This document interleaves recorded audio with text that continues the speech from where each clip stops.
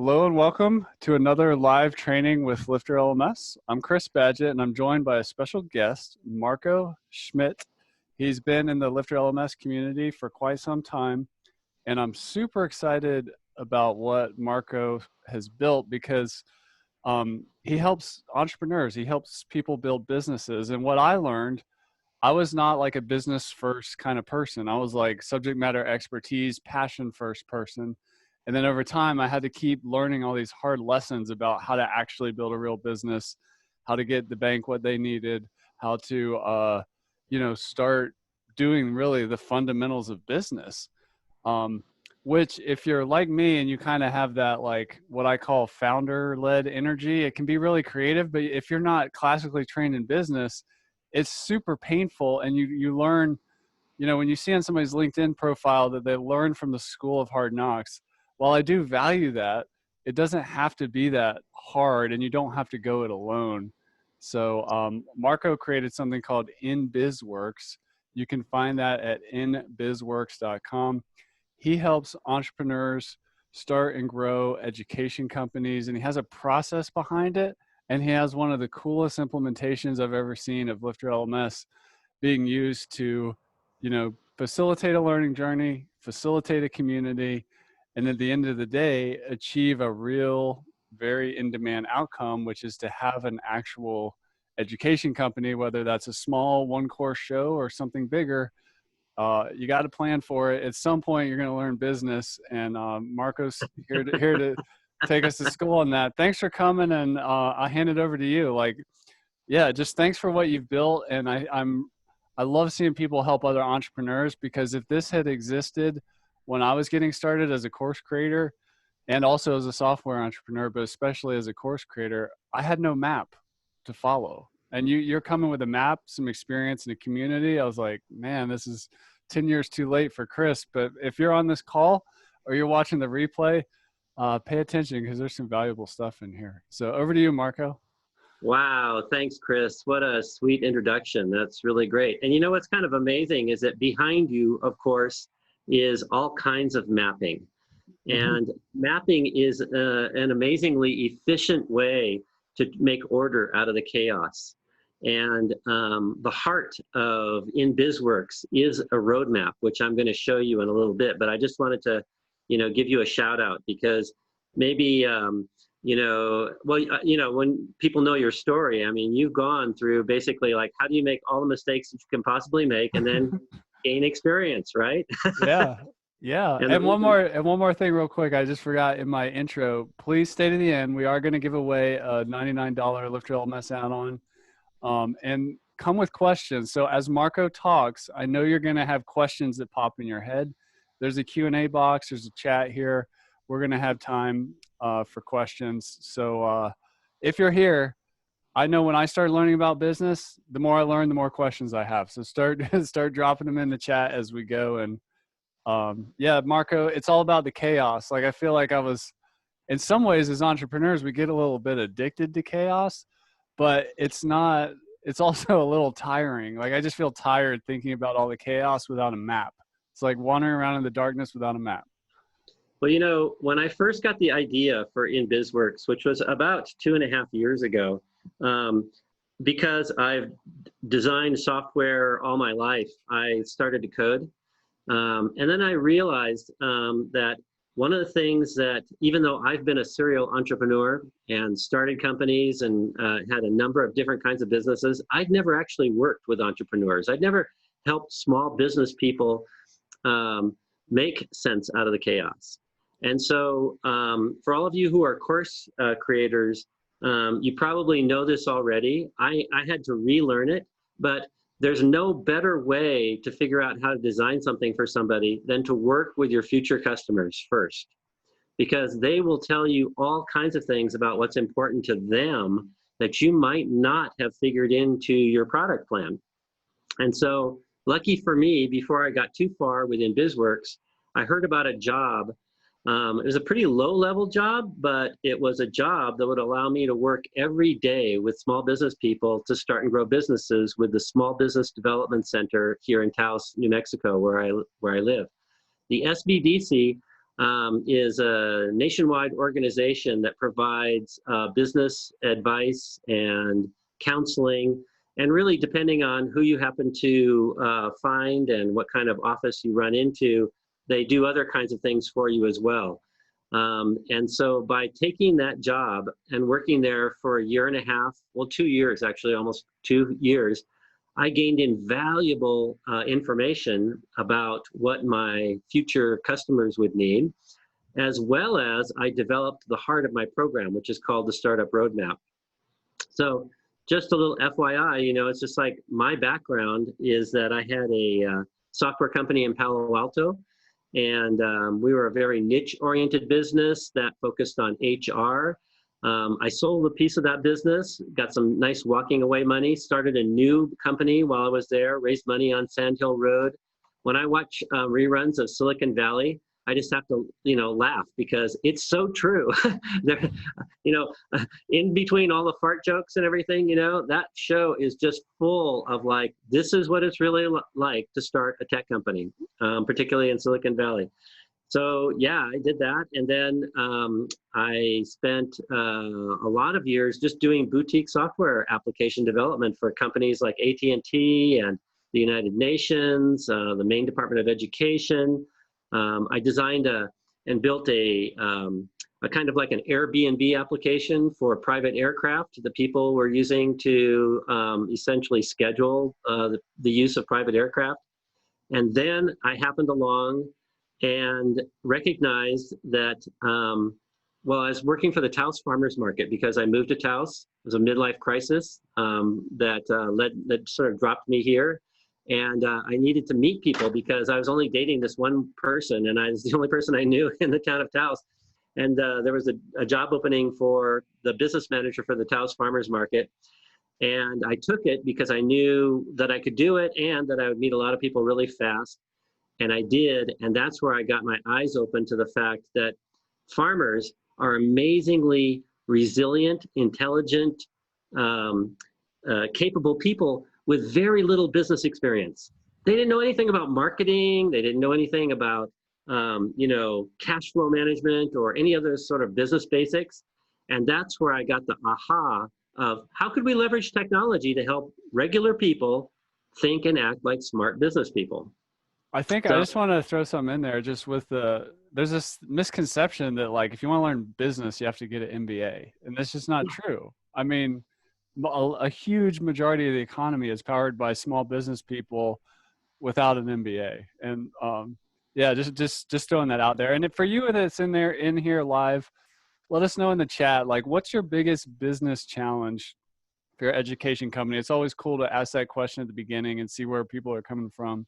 Just type it into the chat. What's your challenge?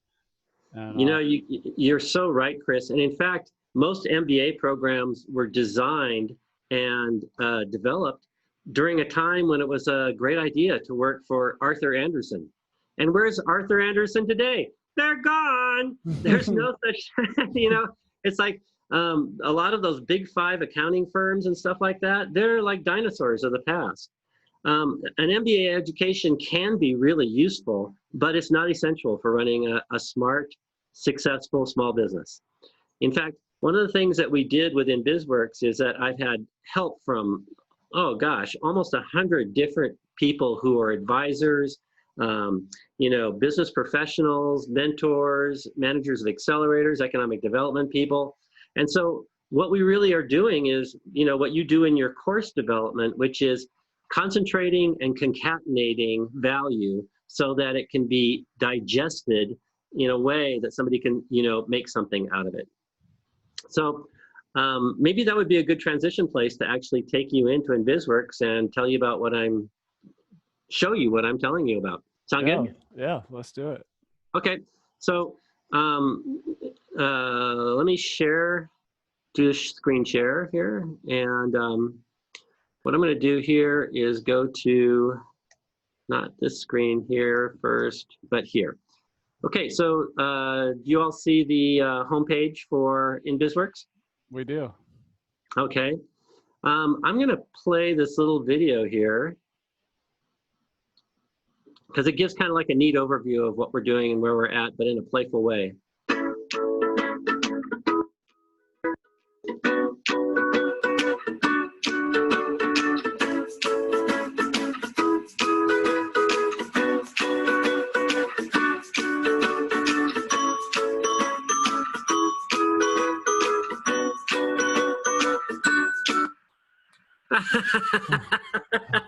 Don't you love it?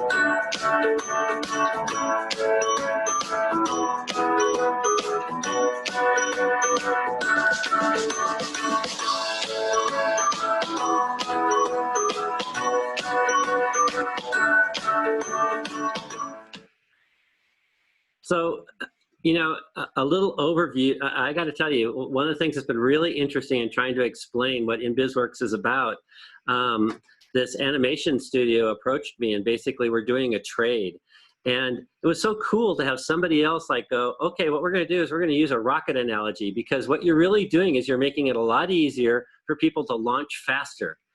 And it's really true. You know, one of the things that really hangs people up when they start a business is that it can seem really complicated.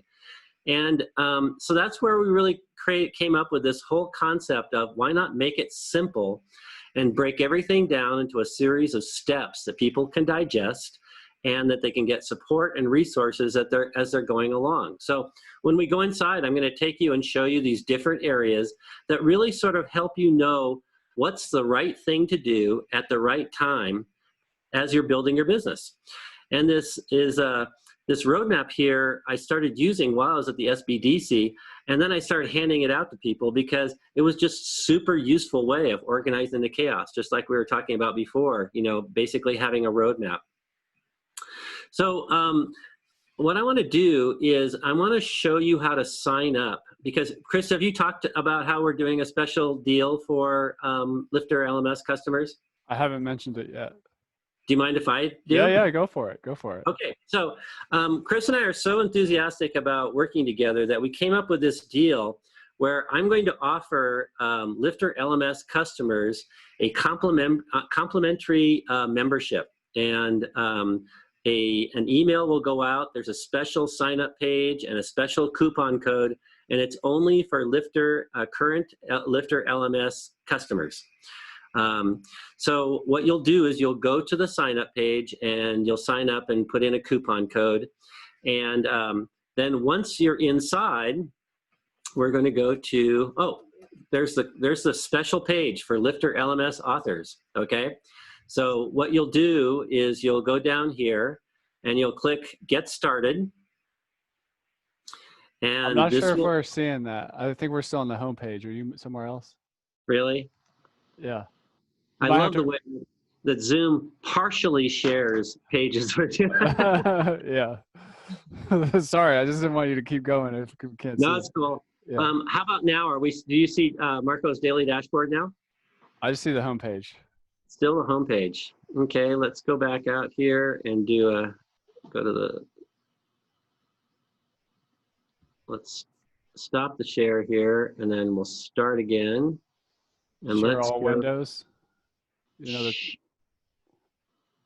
wow, I don't know about that. Share all windows? It's the top left one.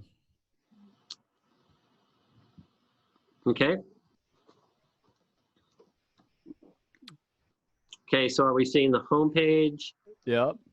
And now are we seeing the account page? Yes, and we can see a little bit of your desktop in the background or whatever, but that's the all windows Okay. view.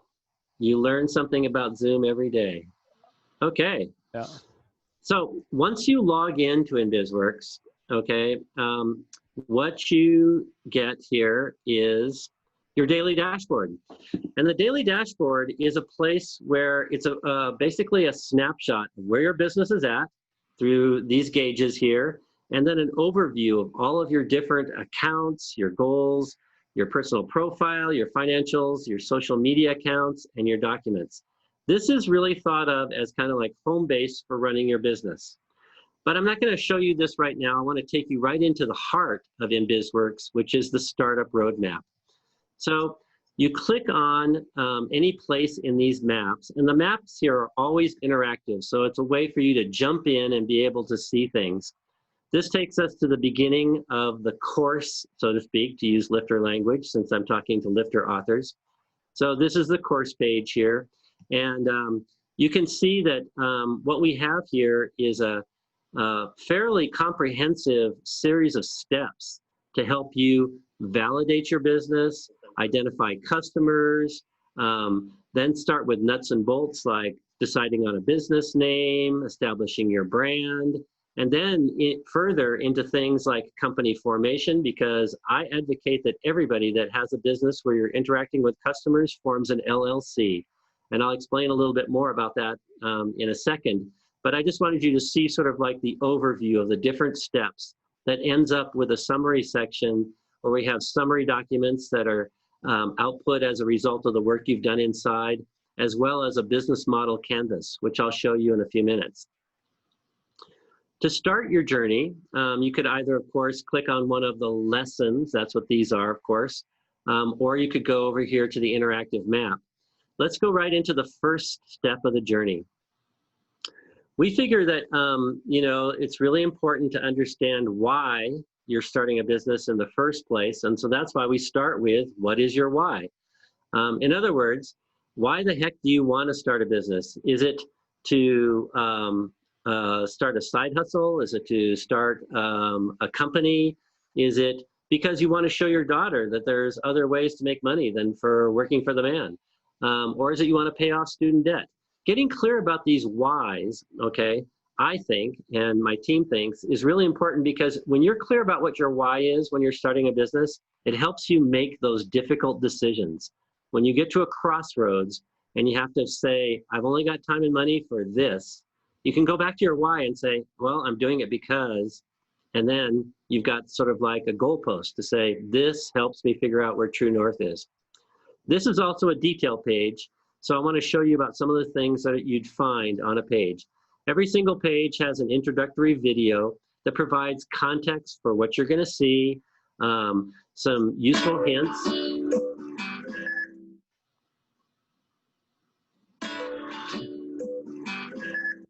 My video. Hey, I'm super excited you're here, and welcome to the first step of your startup roadmap. You know, so those videos provide context, like I said. Then there's also the yellow icons here. They provide you with additional curated resources from around the web. So on whatever page that you're at, there'll also be extra resources to provide extra information, context, ideas. For example, here on the Y page, you know, there's things like reasons to start a business, or reasons to start a side hustle, or Jen Sincero's personal journey. Now, if you guys don't know about Jen Sincero, she wrote the Badass books. How to Be a Badass at Money is one of the most game-changing books I have ever come across in my life. So I big shout out to Jen Sincero on the work she does. Whenever you see a green icon, this is it's going to be a pop-up video that's going to show you how to use things. And in this case, it's to show you how to use the built-in video recorder. Throughout the InBizWorks site, in addition to collecting text information and providing like bullet points and checkboxes and stuff like that, we also have a built-in video recorder. Now you might say, why? And it's because starting a business, okay, really calls for a lot of self-reflection. And one of the best ways to get a clear idea of not only your internal thought process, but how you communicate yourself is to videotape yourself. So we built a video recorder right in here, and it's very simple to use, right there on the page. It allows you to essentially start right from where you are and say, for example, here, I want to start a business because I want to show my 11-year-old daughter that there are many different ways to earn a living. And so I want to start a business because I want to show my 11-year-old daughter that there are many different ways to earn a living. So you can see how I want to start a business. Stop it. So you can see how this can be a really valuable way in the privacy of your own office or wherever you're working to gather additional information about what you're doing, and then watch these videos of yourself and think, okay, so how am I communicating what I want and what I want to create? And think about, like, how am I going to communicate to customers? How am I going to pitch this to possible investors or potential partners? Video is an invaluable tool for getting a clear idea of how you're coming across when you're talking about your business. We also have places when, say, for example, here we are still about what your why is, where we can start you off with some ideas, and those can be, checked off, or we also have lots of text input boxes so that you have a chance to go and type in your own ideas about these things. And then, of course, save. Whenever you see a save button and you've done any type of text input, make sure that you save, because that way your content is shared with the rest of InBizWorks. Because InBizWorks is highly interactive. All of these different sections here are sharing content dynamically with one another. So content that's put in here on step number 1 is very likely to show up in other areas as you go through your core values, as you start exploring your business idea, as you start looking for competitors. And as you're going through the InBizWorks model, you're basically starting to build your business at the same time that you're learning about business.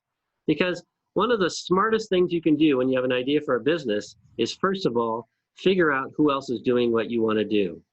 Why? Because you get to borrow their diploma. Now, in educator speak, what that means is you learn from other people's mistakes, which can save you time and money. And that's one of the most, scarce resources that entrepreneurs have, time and money. So anything we can do to get a little edge really helps.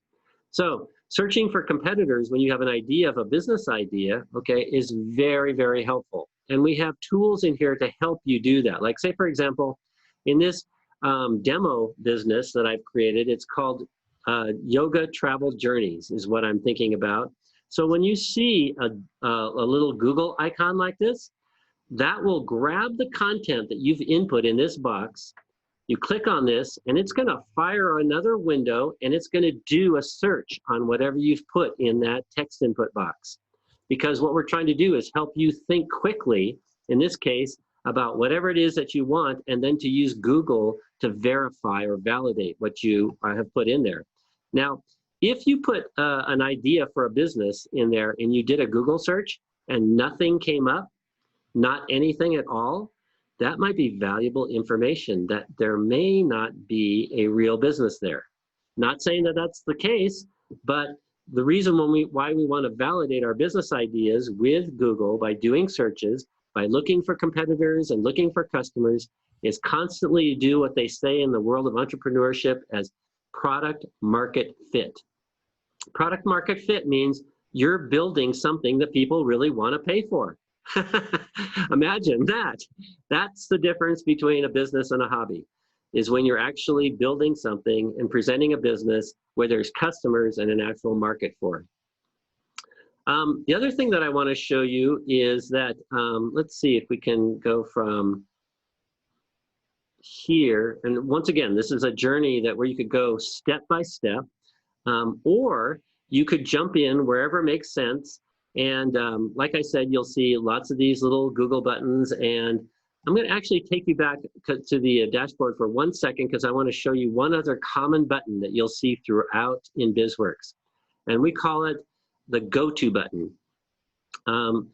I wasn't going to tell you about the dashboard too much here, but since we're here, this is the accounts page. This is where, as you're doing your journey, you will fill in the name of the business that you want to do. In this case, it's called Taos Yoga Travel. The website, your business bank account, maybe your Slack channel, other tools that you might want to use throughout the web. And you see these little rocket icons that are next to these fields? These rocket icons, when you click on them, will essentially fire a new window and open it up so that you are going directly to, whoops, looks like Bank of America has changed their page. Let's see if we can go back here. Let's go to Slack. I know I was there this morning. And you can see that what this does is it fires open a new page and will take you to logging into your workspace. So once again, the reason why I was showing you this is to introduce you here to the go-to button, and also to show you that this is another way that InBizWorks is kind of like your home base. It's where you do work and you are also connecting your business to the outside world via the internet. I want to take you back in here to the startup roadmap and show you that as you're going through the startup roadmap, you can do this as a step-by-step comprehensive journey, or you can jump in anywhere that you want and do some work and save it. It may not, in this case, you may not have content that's shared from another site yet, from another part, but you still are going to be in a place where you will be able to go and do some work. So you work your way through the different parts of the startup roadmap, filling in things, and as you fill them in, like say for example here in your business name, if you're doing the journey, you would choose the name that you want to do. We throw in there a domain search because of course you don't want to choose a business name where you can't get the domain or something that's similar to your domain. And then you also want to do a Google on your business name to find out if somebody else is using that name, even if it's not a domain.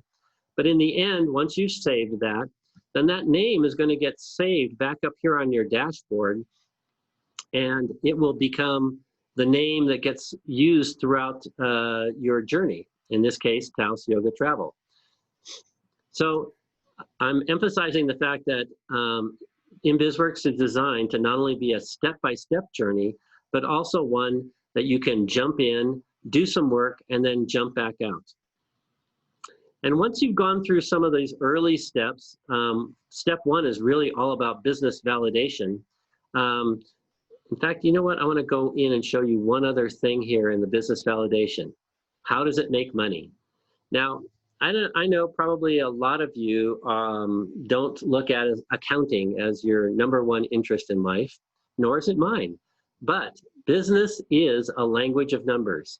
And you need to think about not only the concepts of your business and who your customers are, but you need to understand some basic things about how's it going to make money and how much is it going to cost to be in business. And we make it super simple for you to do basically, I guess what you might think of as a real simple overview when you're validating your business of, is this going to make money or not? So we've got basically 3 sections here: income, expenses, and total earnings, which is what are you going to have when everything is all done, whenever you've taken out all your expenses, and we estimate taxes and some other things. Let me show you how this works. So in this case, this is a hybrid business. It has products and services. So I'm going to add a product here. And whenever you see these little plus buttons, that means that you can add something. My mouse doesn't seem to be talking to my computer.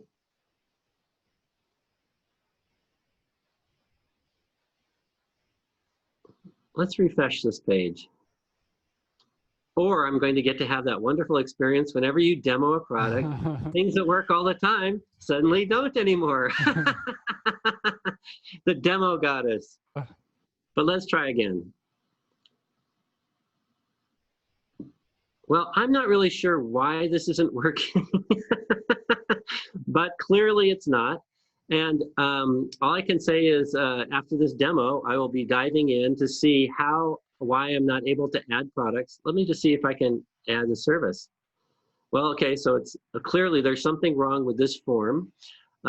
Just for those of you who are building more complicated products, this product runs on Gravity Forms. We make heavy use of Gravity Forms to collect data, and this little thing that's here is the list. It's the list function, and it should be adding a new row, and it's not. It normally does, and so I'm just going to use this as an example to show you how it's working, which is what we do is we collect an item that you're going to sell. We ask you to figure how much is it going to cost. So for each yoga trip, we're saying, okay, we're going to sell it for $1,000, but it's going to cost $350 to produce. And so far, we're saying we expect to make one sale a week. So our weekly income is $1,000. Based on a 50-week year, we're saying, okay, yoga trips is going to bring in 50K. But how about if we change this and say, you know what, I'm going to get aggressive, and we're going to say, and watch these numbers here, I'm going to change that to 2 sales per week. So what InBizWorks does in the background is it will first of all figure your weekly income and then annualize it for you.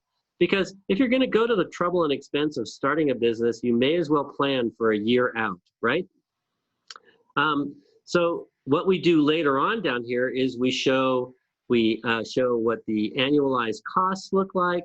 We look at what the combined net income looks like. And so let's save our revenue. And then we'll look at some expenses. And you can see that, we're not throwing any accounting terms at you or any sort of like, major, everybody understands income and expenses. We're trying to make this as simple for you and then do all the heavy lifting behind. So right now, we also start you off with some ideas that are common things that people are going to be spending money on. So in terms of fixed expenses, those are the expenses you have to spend every month, no matter whether you make a buck or not. Let's change this number here to 500. Okay, so now you can see that this suddenly changed to a monthly expense of 500 a month, and it's going to annualize it.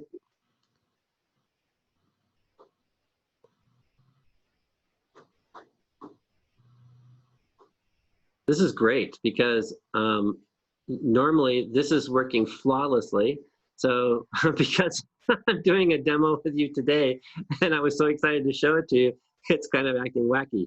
But here you see we added 500 and then we've annualized this. So this gives you a way to basically look at your expenses over time. Startup costs are going to be things that you're only going to purchase once. Let's say that what we want to do is we want to get a computer, and let's say we're going to spend $1,000 on that. So here we can see that our total expenses for the year, because once again InBizWorks has picked that up. Oh, this is interesting. I think what's happening is that I have a refresh going on every time new content is saved.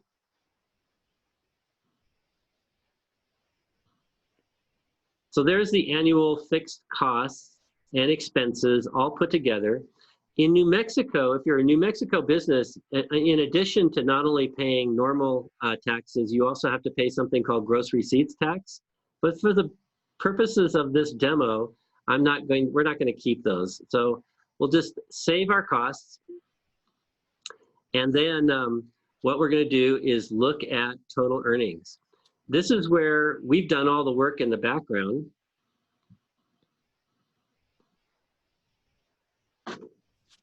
Oh, great. And I've got a slow connection today, too.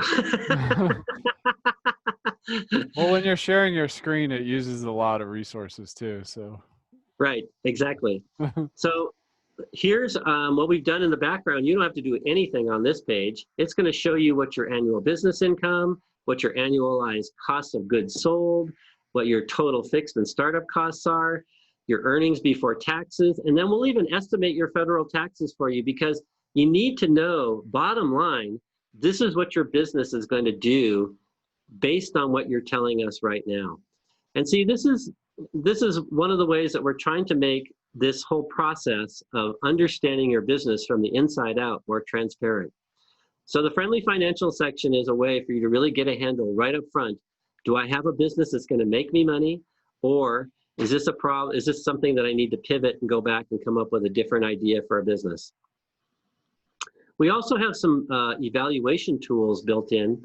So after doing some of this validation, we have you rate your market. And it's basically an idea of, we'll give you some parameters and you tell us, what does it look like? And we'll tell you, is this a good idea or is it something that you should pivot on? So in this case, because this was my business, it's got some really good, strong determinants.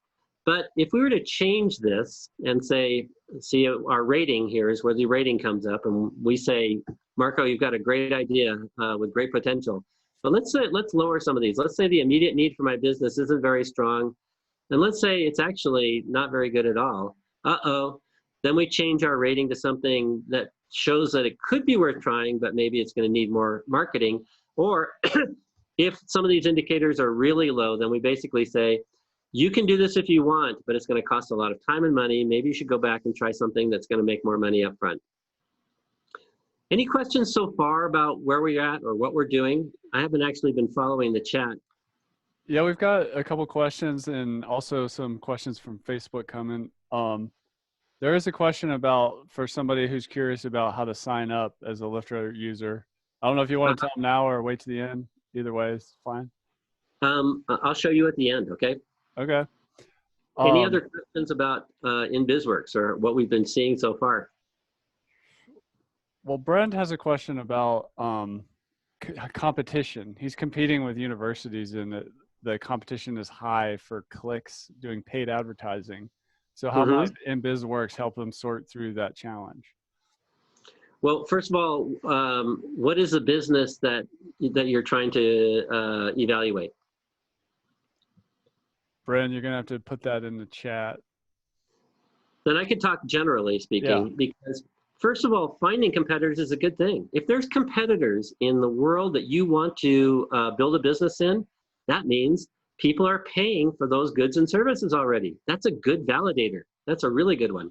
So what we have you do is, you put in what is your business idea. Well, that's going to come from an earlier field.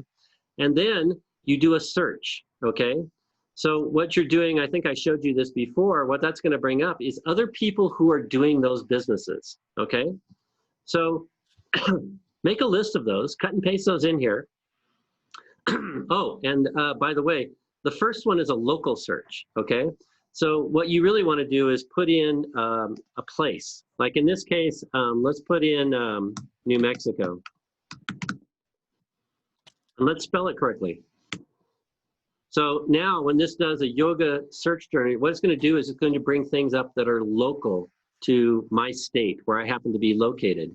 So then you get a sense of, okay, who's doing it in my neighborhood? And if this was a cafe, maybe you'd want to go and say, coffee shop Santa Fe or coffee shop San Francisco. And then you'll get a chance to see who's doing what you want. Then do a global search. And the reason for doing a global search is that then when you do, when you search, you're going to find the people who are ranking the highest, who are doing the best job on the internet to explain what their business is about. And these are going to be the people that you're going to want to research to find out what are they doing right and what can you do better. So this what I learned section is really about a way to say, well, for example, in this case, when doing a research, there wasn't anything about traveling to new places. So they learned that there wasn't really any local competitors, but that there were some great global competitors. So then when you go into the section which follows, which is about learning more from your competitors, well, then you'll have these come up. And what you'll do is dig down deeper and say, okay, what are these competitors doing? What are they doing right? What can you do better? And so that gives you a way to start working with learning from other people who are already doing the business that you want to do. And I even suggest in here that, one of the coolest things you can do to learn about a business sector that you want to get into is call up the owner of that business. I know it sounds like kind of bold, but you'd be surprised how many people, if you approach them the right way through a nice email or through LinkedIn, will be willing to give you like 10 or 15 minutes where you could say something like, hi, I really love what you're doing. Could you tell me like, what was the stupidest mistake that you made? What do you wish that you hadn't done? Or what was the best way for you to find customers? Or do you have any advice for somebody who's trying to get into your business sector? Now, of course, you don't want to do that with somebody who might be a direct competitor, somebody who actually is in your backyard. But if they're located in New York City and you happen to be on the West Coast, or there's some other place geographically where your businesses are not going to cross over, then very often people are going to be willing to be generous and share what they've learned, because guess what? They did the same thing. Business is a team sport where we learn from each other constantly. So if you're successful, be ready to pay it forward and, answer that phone call or that email from somebody who asks you the same thing. What was the dumbest thing that you did when you were starting your business? What is it that you wish you knew now? Paul has a question from Facebook around awareness building being a challenge. So like, how does somebody kind of get into marketing? How does InBizWorks help people like just start building awareness, and how soon should that start? That should start while you're planning your business. And it starts with, first of all, understanding customer centricity. The number one reason why most businesses fail, and the sad fact is that 50% of most businesses do fail in the first 5 years. And the number one reason is because people have not found a market for the business or service that they've started their business around.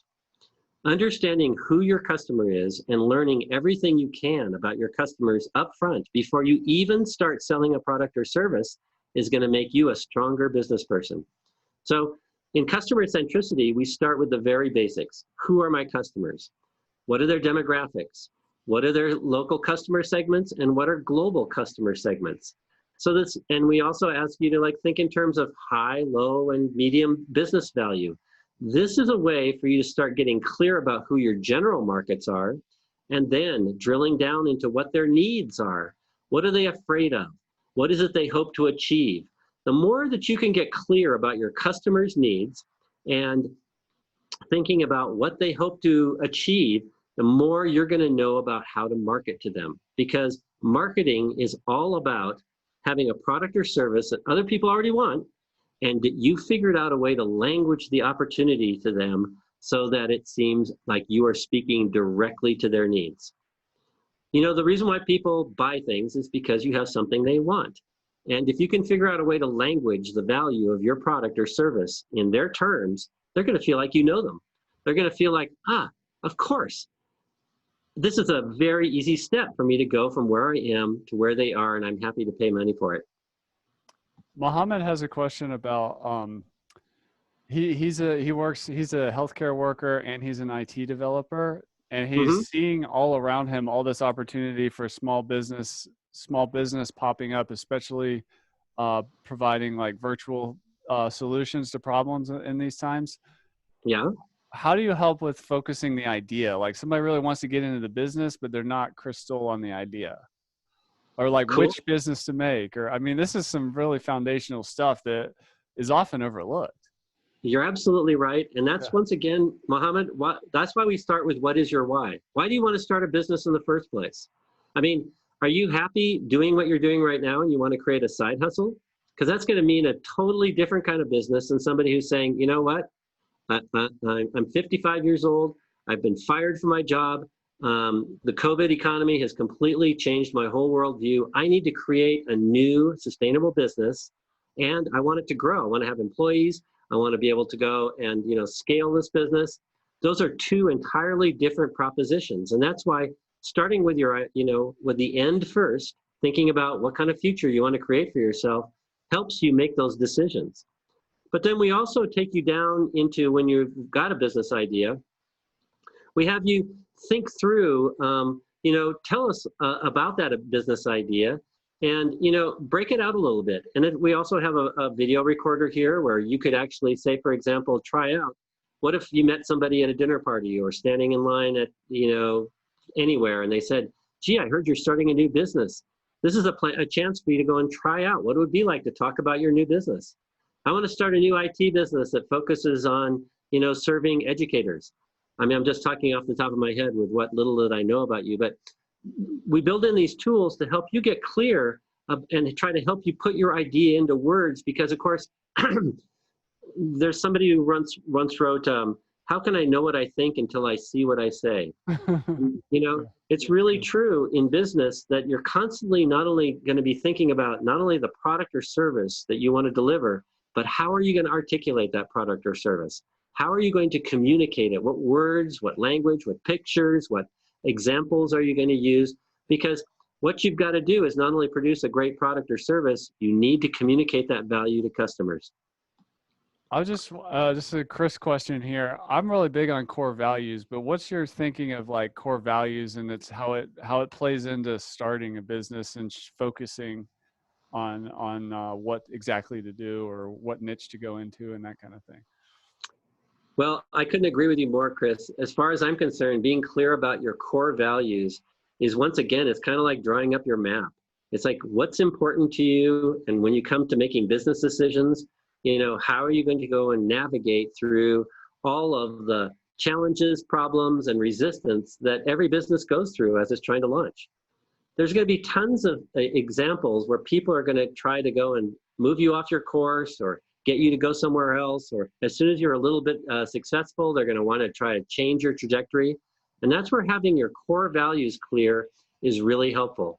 And we start you off with a whole list of some of the most important core values that I've identified, that my team has identified, so that we kind of help you think through, are these values that make sense to you? And then we also give you a place to go and put those core values in and talk about how this value is going to guide you as you're building your business. Like, say, for example, you know, generosity. I mean, you know, one of the things I think that's really important to know about generosity, especially when you're starting business, is that I think as a core value, generosity is about participating with the universe, which is much larger than we are. And when you are constantly giving back as you are building your business, you're consciously and unconsciously actually saying, I'm participating in generosity. I'm giving what I want to receive. And so, speaking personally, I think that's a really smart, cool core value. And it also then, as you start to grow, it's how you spend your time. Like, say, for example, helping other people get their business going as you're getting your business going. Or as you're talking about the relationship with your suppliers or your contractors or any of the people that work for you.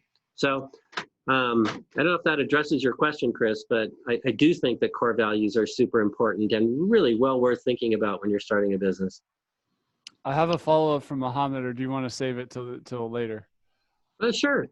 So Mohammed's asking, he's just concerned about going into a market that already has kind of a dominant competitor.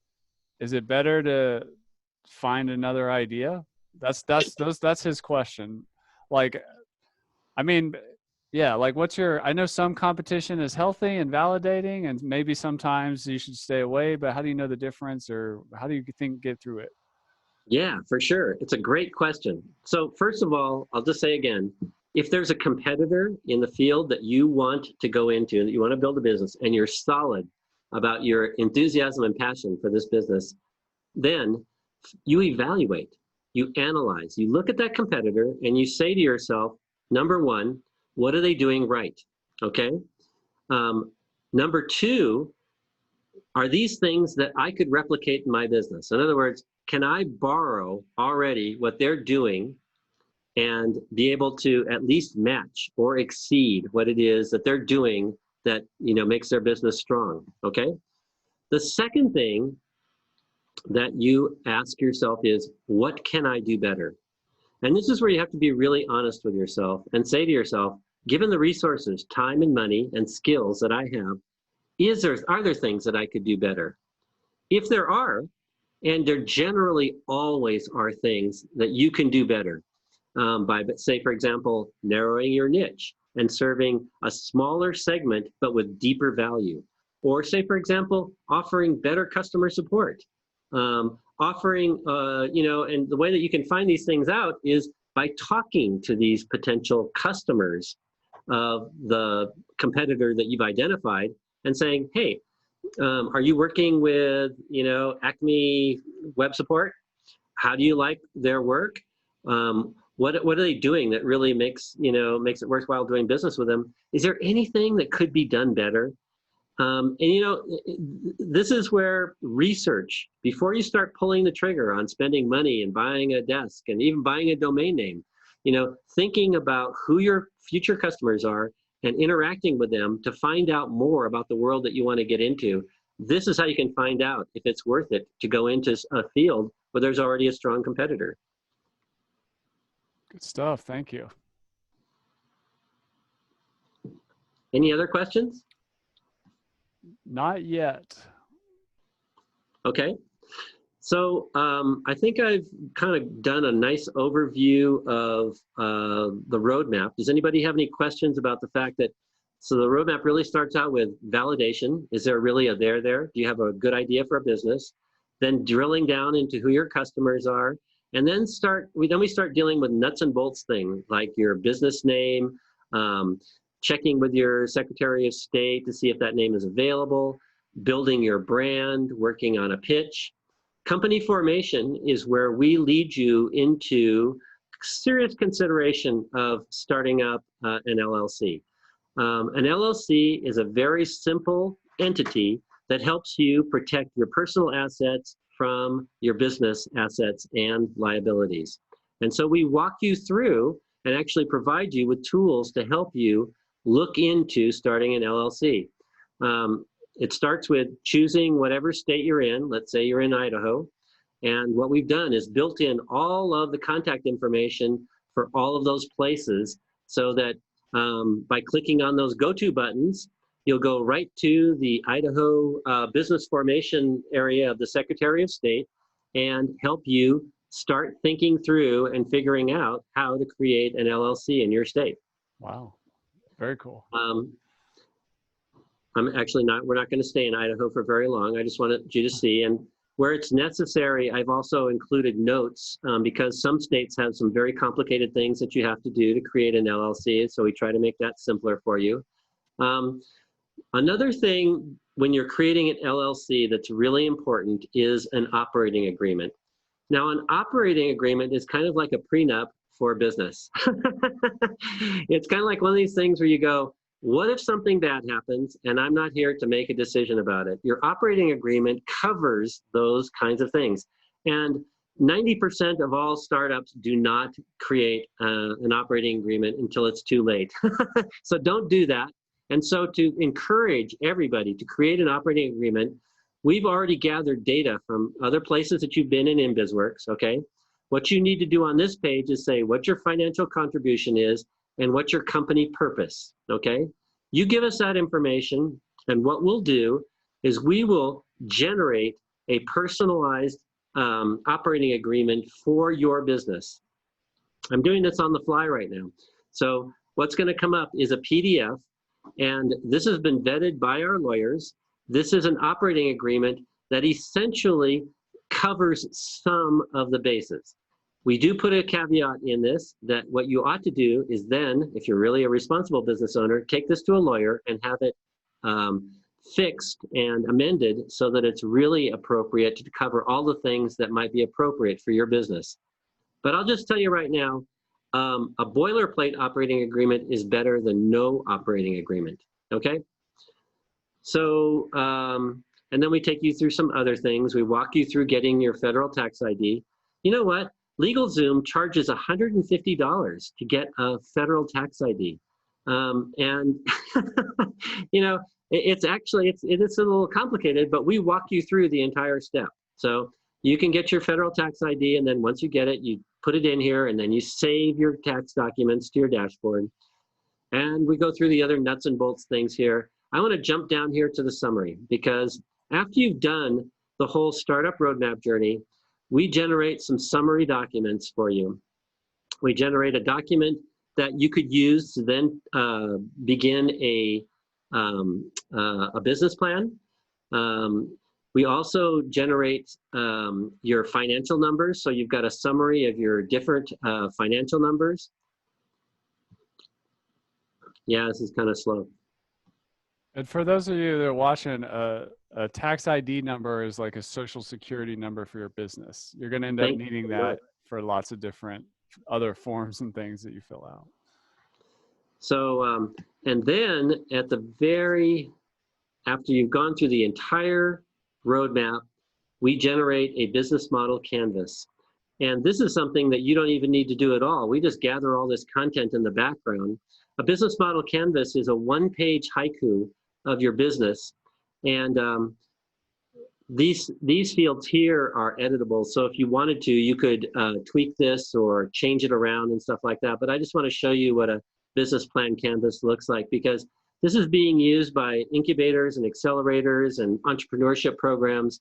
And it's essentially taking all the information that we know about your business and restructuring it into a one-page kind of like haiku of your business. So this is a business model canvas. This was developed with a company called Strategizer, and we actually licensed this with them so that we can use their structure for your value. Wow.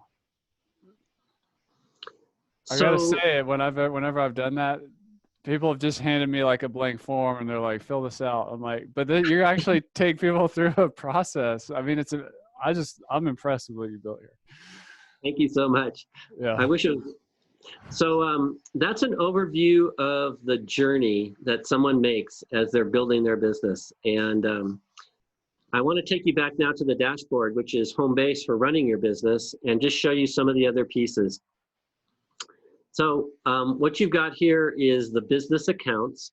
And as you've been going through this, you can either fill in these fields as you're going through the startup roadmap, and the data will be shared back here on your accounts page, or you can input content here and it will save it. So these are, of course, your business name, put in your bank account, Slack, your Asana. And then up here, as soon as this page redraws, which is really going slow, you'll see these gauges.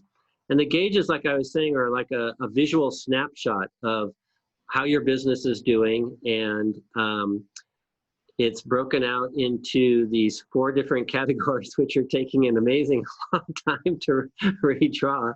You saw them before, so you know I'm not just making them up. There they are. There they are. Yeah. So cash flow, sales, visitors, and margin.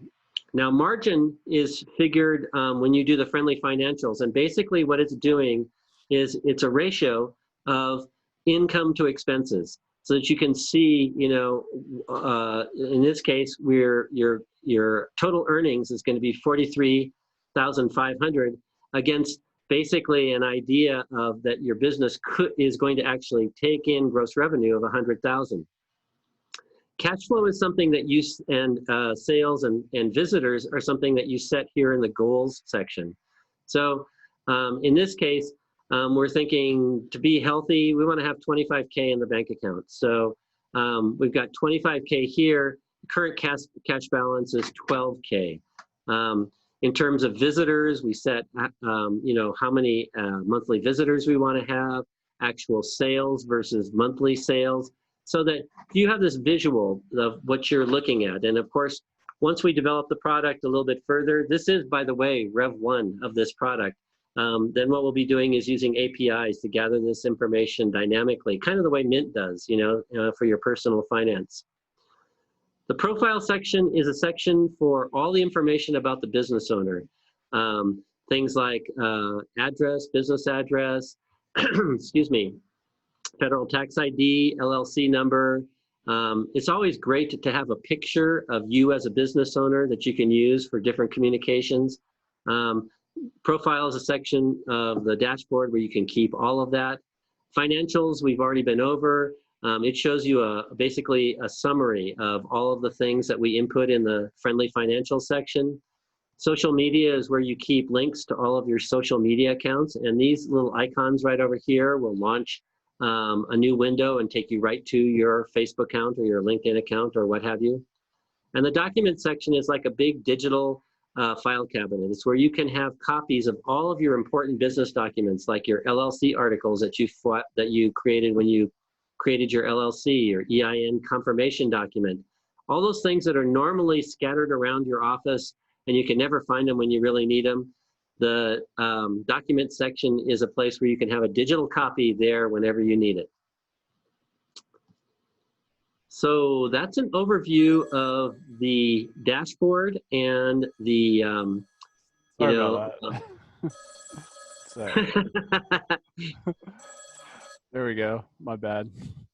So the only other thing I want to show you is that as a Lifter LMS customer who has access to the InBizWorks dashboard, we're also going to be offering you an opportunity to go into the community section. And by community, there's the opportunity to see shared calendar items, there's forums, there's groups. I've actually set up a special private group for Lifter LMS where you'll be able to go in and there'll be a forum, there'll be a place where you can post questions. I'll start out as the organizer of that. But it's a place where you can basically, you'd go in and there'll be a place to go and post questions, post comments. We can set up discussions. There's nothing going on in here right now, except you can see that I'm the organizer. And this community function is a way for you to be able to go and connect with other members who are here. There's for every member that's in BizWorks, you can direct message them. You can send them private chats. You can go in. Here's Max, who you saw in our animation earlier. He's so excited about starting a business. That's actually the animator, Charles Cantu. But you can connect with them in different ways. There's a jobs board where if you have a job that you are looking to fill, or you're looking to, say, hire a graphic designer, or you're looking to find a graphic designer other place, as we go along, there'll be an opportunity here to post things where members can share resources with one another and look for, talent. There's a timeline where people can post things to the group. Say, for example, that business plan canvas that I was talking about. I think there's one posted here. Yes. So you could post your timeline to the community and ask for comments or likes. And let's see, I think, is there anything else on the...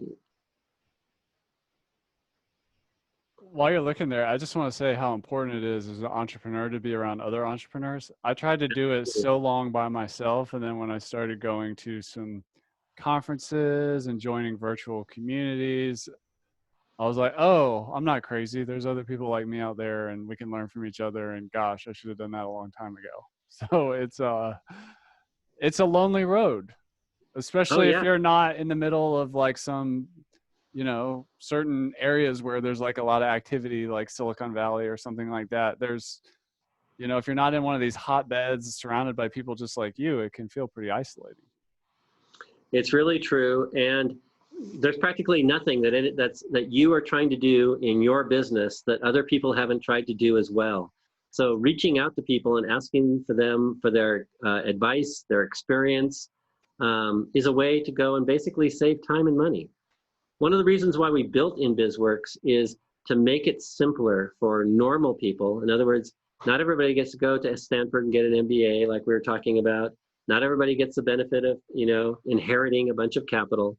It's for everybody else that we've created InBizWorks to try to go and make more people successful at starting sustainable businesses. The last thing I want to tell you about InBizWorks is that on every page, there's a little support button. And this is a way that you can leave us a message, provide feedback, support, ideas, complaints, hopefully not too many of those, but any requests for information. And this will go right to our elves at Zendesk, and then they'll fire an email off to either me or one of my co-founders, and hopefully we can get back to you in a timely fashion and answer your questions. But look for that little orange button. It's on every page that says support. That's awesome. Do you want to do the link and then get into some more questions, or like if you're watching this, by the way, we're just getting a bunch of chats and social media and other places. We will be sending a replay and we'll have information on how to join, but Marco's being really generous, offering LifterLMS community access to this platform, and I couldn't recommend it enough. Like, all you have to do is you have to like get a PayPal account and a bank account and an email address and a domain name, and you're good to go. All us entrepreneurs say later, man, if I'd known it was going to be this hard, I don't know if I would have done it. But it can be a lot less painful if you take advantage of something like this to help guide you in the process. It's really true. I'll just tell you, because I love Lifter, and it's been a learning journey for all of us. I'm really willing to be available to answer questions, kind of like we're doing right now. I'm thinking about maybe even doing like a regular webinar with people who are going to be coming in from the Lifter community, because you guys are dealing with all the same things I am. And one of the asks that I make for all of you who start an account with InBizWorks is to give me feedback about how this can be improved. Because no product, no matter how well designed it is, doesn't improve when customers and users are trying it out and bringing their own worldview, their own mindsets, their own questions and needs and dreams and desires to using your product. So I'm asking the same thing from you guys. Use the product, form businesses, try it out. And if you have any questions or any suggestions for how to make it better for other people, please feed them my way. Couple questions for you. Did you want to, oh, there we go. Is that is this the join? Yeah, this is the special Lifter join page. And what I'll do is I'll post this in chat. Hello, chat, where are you? It's hiding in the dot. You found it. There it is. Okay. And the special coupon code is Infinity Lifter.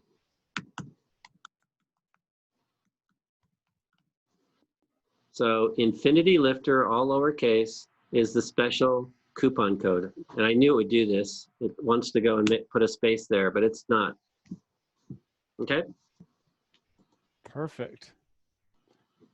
That's super genuine of you, Marco. We really appreciate it. Like, the opportunity to learn and grow, and in exchange for feedback is a very generous offer. And I can't.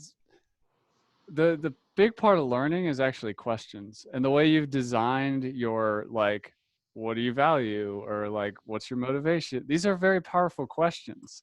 And I just wanted to ask you, in terms of like how this roadmap came together. I mean, you probably recognize some kinds of patterns, and then you're like, okay, we got to figure out this.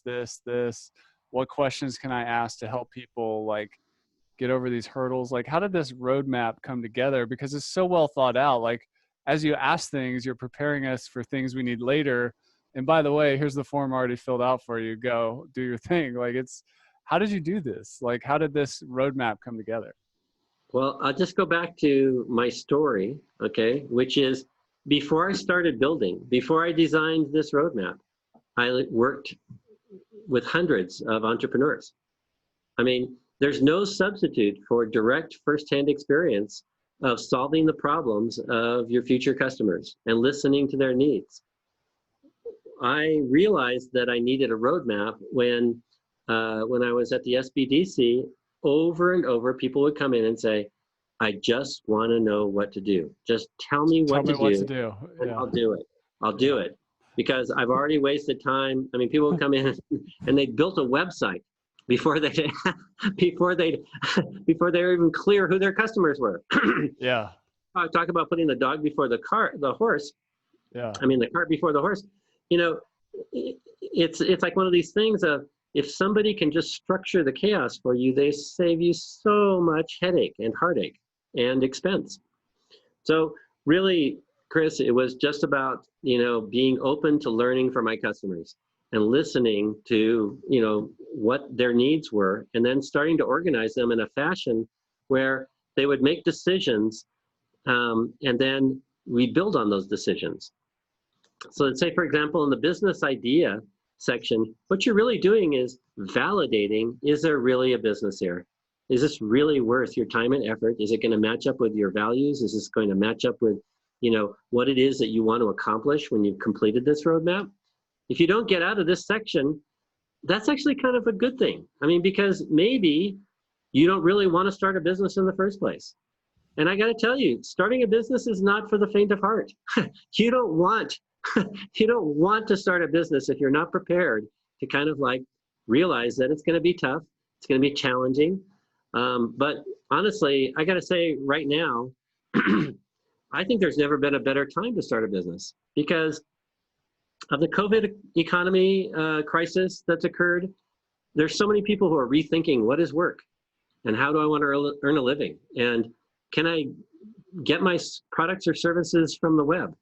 The opportunities for creating web-based service and product businesses on the web has probably never been better because people are far more receptive than ever to use the internet to get products and services that they never even thought of getting before, So, and for those of you who are designing courses, once again, the opportunities are all over the place of looking at ways where you can leverage the internet economy and teach people effective ways to, learn new things, achieve new things, sell new things.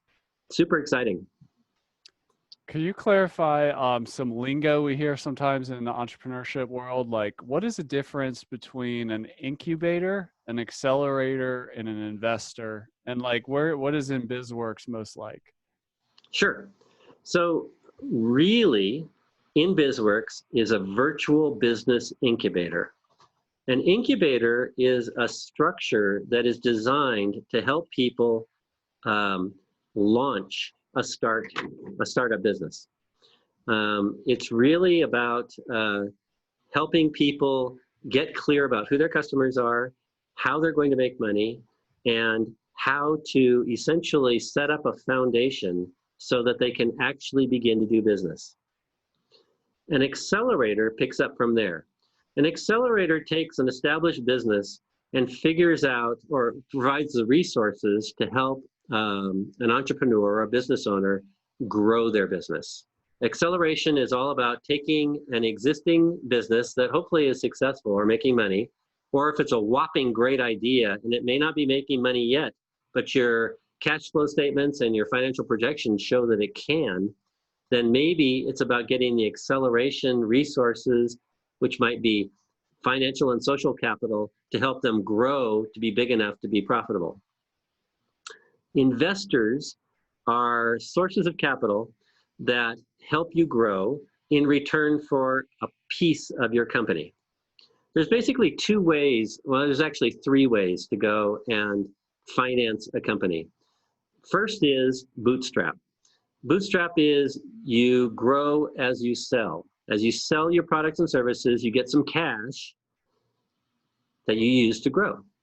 And it is far and away the most dependable way in terms of being able to control your own destiny way to go and finance a business.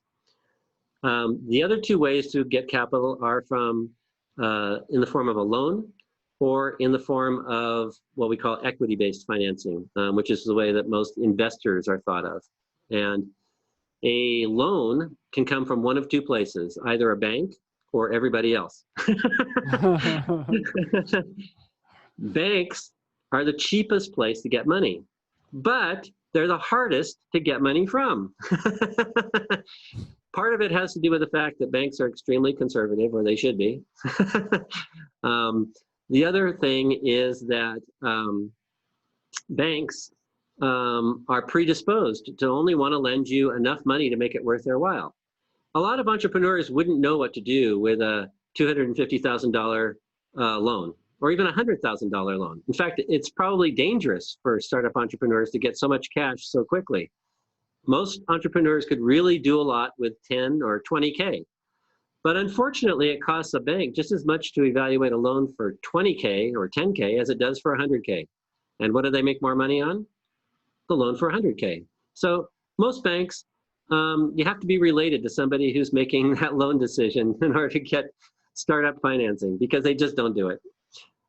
There's lots of alternative lenders who will charge a bit more than banks will.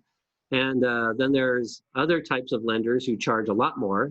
And then there's payday loan people who you don't want to do, or credit cards. Those are other ways of doing the same thing, which is paying for access to capital.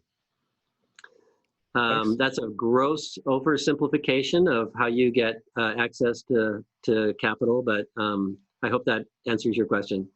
Yeah, that's great. No, that's super helpful. And I mean, it seems, I mean, I don't know from my experience, because I kind of did it the hard way, but incubators, I love seeing that you're doing this online, because a lot of things you're supposed to like go somewhere, move somewhere, co-working space, whatever it is, like, but to have a virtual option that, and have these groups that are niche focused, like in this case, there's a group for the lifter or course creator type companies, I think is a super valuable resource, because we're all over the world. If you're watching this live or you're watching this on the replay, I can guarantee, you know, there's people from, you know, all continents except for Antarctica on here. And who knows, maybe one day that'll change.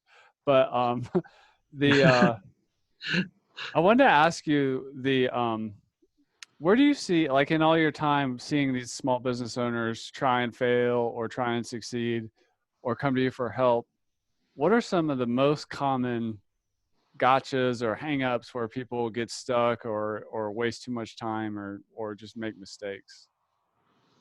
Well, the number one mistake, I've already talked about it. It's not knowing who your customer is. Honestly, and you know, that's the hard thing. A lot of people think, oh gosh, I've got a master programming so I can do a web design business so that I can go and sell web design services, or I need to go and master shoemaking because I want to sell shoes. Look, if you want to be smart, the first thing you do is, if you have a business idea, talk to some people who are likely customers.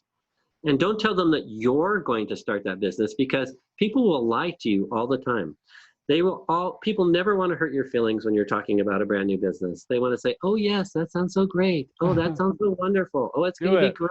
Yes. Yeah. And so if they do say that, say, well, could I sign you up for a pre-sale right now? Then you'll find out the truth, okay? What you want to do is, well, let me turn it back around, okay? I had hundreds of people come in with business ideas that they wanted to launch, okay? But one day a woman walked into my office when I was at the SBDC and said, I want to start a successful business. And I said, okay, what? She goes, no, that's your job. I just want to start a successful business. Tell me, what should I do? She was so smart. She only wanted to spend a certain amount of time and money making a successful business. And she was coming to what she assumed was an expert who was going to tell her what was the right business to start. Because she was thinking, okay, there's a whole methodology called the lean startup methodology, okay? And the whole point of lean startup methodology is know your customers first, then build your product or service. Because what you will be doing then is you will be building something that is tweaked for your early adopters, the first sales that you make, which are the hardest ones. Now, if you already have a successful lawn mowing business and you want to, like, say, for example, do landscaping too, that's what we call a parallel business. And so these things don't necessarily apply. Maybe you just need to learn some more skills, or maybe you want to go and, you know, get a loan so that you grow properly or something like that. But I'm really talking about how do we help the startup entrepreneur who, you know, say, for example, might have been a professional, has lost their job, and now is trying to figure out how can I go and, you know, reinvent myself as an entrepreneur, or somebody who just wants to do a midlife change or wants to do something completely different, but wants to do it on their own. They want to start their own business. The number one smart thing that you can do is some pre-planning to think about what kind of business that you want to start. This costs no money. This can all be done on paper and pencil, okay? And then try to find some customers and talk to them about what their needs are, what their hopes and dreams are. Ask them questions. Don't try to sell them your business. Just ask them questions about what their world looks like that overlaps with what you want to do. That is, I can't tell you, it's unglamorous. There isn't an app that you can do this that will take care of this for you. But it's the number one thing I think that will make the difference between a successful launch and something that's going to be a lot harder and cost more money and time to get off the ground.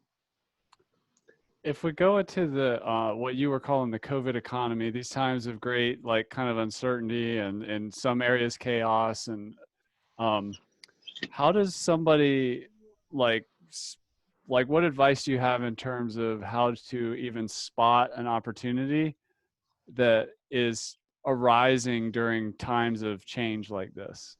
Like how do we identify it?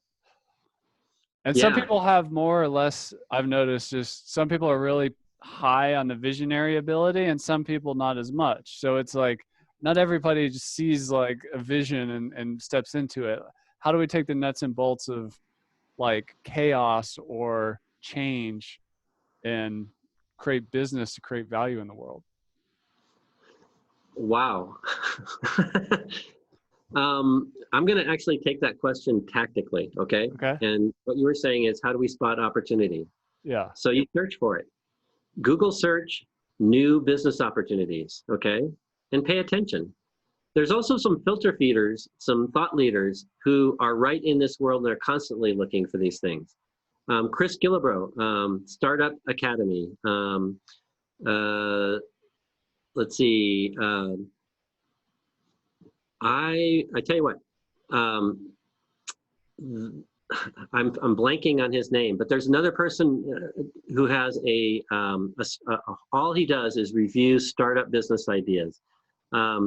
There's a lot that you can do by just doing Google searches on this very subject, because a lot of people are thinking about this as well. Like trends, like looking for Exactly. trends. Yeah. Mm-hmm. And Google even has a whole view of trends, right? Like it's one of the less looked at parts of Google, but it's very important. It's super cool when you're looking for what ideas or language is trending when you're working on your marketing materials. It's a little bit harder when it comes to, say, for example, talking about what we're talking about right now, Chris, which is how do I spot a business opportunity? But just backing up a little bit and putting yourself in the mindset of, I am a business opportunity prospector. I am looking for ideas for businesses. And it's amazing. Once you start putting yourself in that mindset and thinking of yourself as you are in pre-entrepreneurship mode, you'd be surprised how things start coming out of the woodwork, because you've opened your mind to new possibilities and new opportunities. And then get on InBizWorks and model the business out. I mean, that's what this really is. It's a business modeler. You can go through this entire startup roadmap and model out your business and get like a whole idea of what you need to do when, and it's not going to cost you anything. And it's kind of like a great exercise, and it's also a business education at the same time. In fact, our whole model here is contextual education. How can people learn to think and act like an entrepreneur while they're building their own business? Yeah, that's awesome. And I love what you said earlier. You said build a business at the same time as learning about business. I mean, that's the whole learn and do thing, which is, I mean, that's the best way to learn. Hopefully Go ahead. it's learn while you earn. That's Yeah, what we really even better. Learn to earn, even better. Marco, I want to thank you for coming on, and thank you for your generous offer to the LifterLMS community. There's a link in the chat. We've got people jumping in even here as we're getting close to the end here. So if you were not here when we posted it, the chat, you don't see the old chat. So I just dropped the link to get access to InBizWorks for free. All Marco is asking for in exchange is feedback. His goal is to help you model out your business, get clarity, move 10 times faster than you're already moving.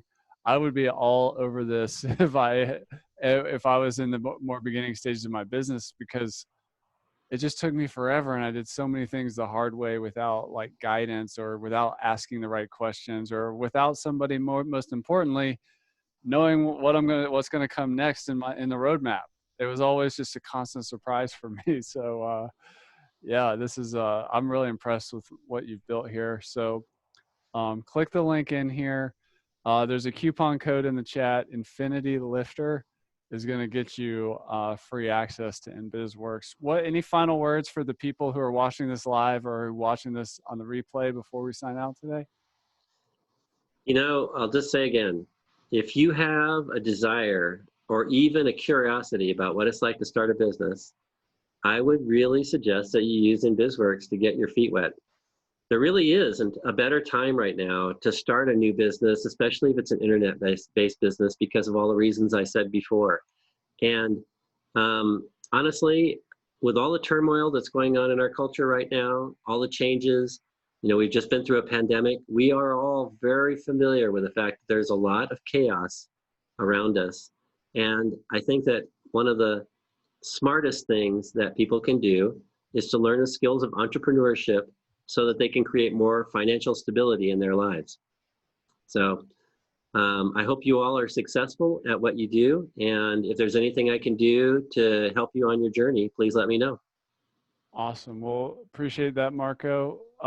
We do have a winner for those of you who have stayed to the end. 1 second while we draw it through our random generator thing. And it is... How does that random generator thing work? Nicholas Brem. There's like a spreadsheet of who's still here at the end, and then there's like a row calculator thing that just randomly pulls a number. So that's how we do that. That's one of the things. Kathy does a lot of amazing things. It's one of the other things she does in terms of facilitating the webinars here. Yay, Kathy. Marco, I once again, I mean, just as a LifterLMS user, I'm blown away at what you've built here, because it's not just like content. You're building an entire, like, I don't want to say business in a box. I never like the sound of that, but it is like the business modeler, like it's all there, like soup to nuts, from question to deliverables, like operating agreement and your business model canvas. It's not just like, here, download a worksheet. It's like, let me ask you a question. It doesn't feel so hard. That's the thing. It's like, it's not a blank canvas. So yeah, I just wanted to say thank you and honor what you've built here. Oh, Chris, thank you. Really, I appreciate all your kind words, and it's really a pleasure to work with Lifter. You know, I evaluated the competition a couple of times, actually, while I was on the LifterLMS journey, and the way that you guys continue to improve tech support, continue to improve the product, you know, I just, you know, I've staked my business on, you know, a long-term association with Lifter, and I'm really happy. Well, I appreciate that. And to your point of what you said earlier in this call about differentiation, were there already membership plugins in the space when Lifter started? Yeah, there were. But there were, we decided to take a focus on, you know, really doubling down on helping our people be successful. This webinar is an example of that. And that's one of the ways we differentiate.